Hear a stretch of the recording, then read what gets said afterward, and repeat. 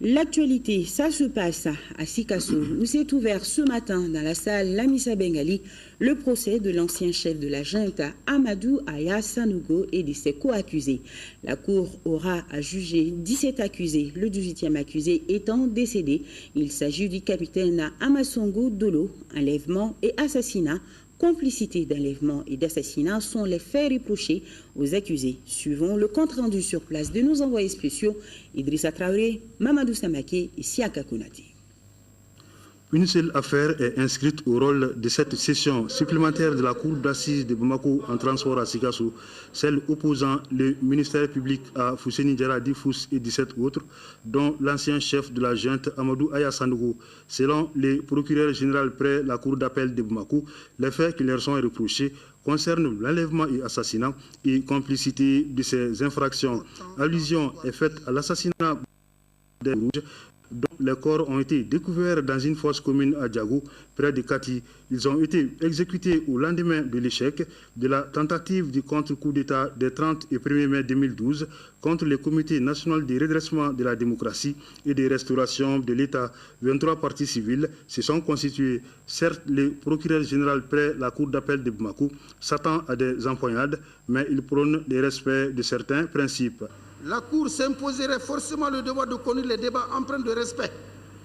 Le devoir de conduire les débats empreints de respect, toute chose favorisant la sérénité, gage d'une bonne administration de la justice.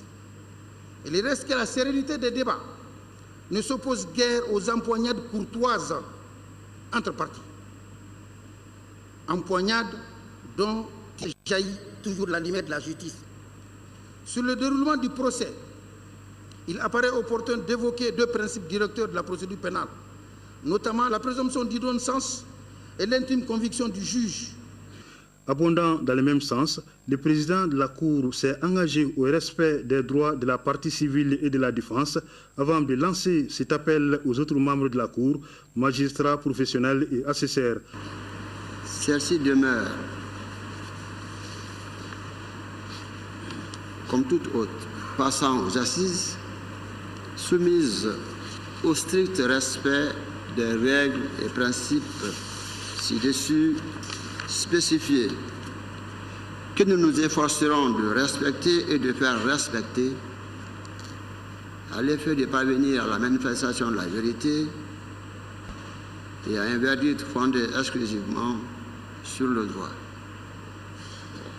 Son examen exigera simplement, mais nécessairement, que juges professionnels et assesseurs acceptent de s'affranchir de leurs propres préjugés politiques, idéologiques et religieux et de se départir de la rue, ou plus exactement de l'opinion publique, pour ne se décider qu'en fonction des représentations qui seront faites dans cette salle Lamissa Bengali. Le représentant du bâtonnier, Maître Aruna Touré, également avocat de la défense, a dit que les accusés contribueront à la manifestation de la vérité. Je pense également à mes clients, Monsieur le Président, des hommes qui jadis ont porté les honneurs de ce pays en portant la tenue militaire. Ils ont en face d'eux la justice de leur pays. Nos clients resteront dignes ici à cette barre. Ils feront en sorte que la vérité que vous attendez soit dite, parce que nous en avons besoin, le peuple malien en a besoin.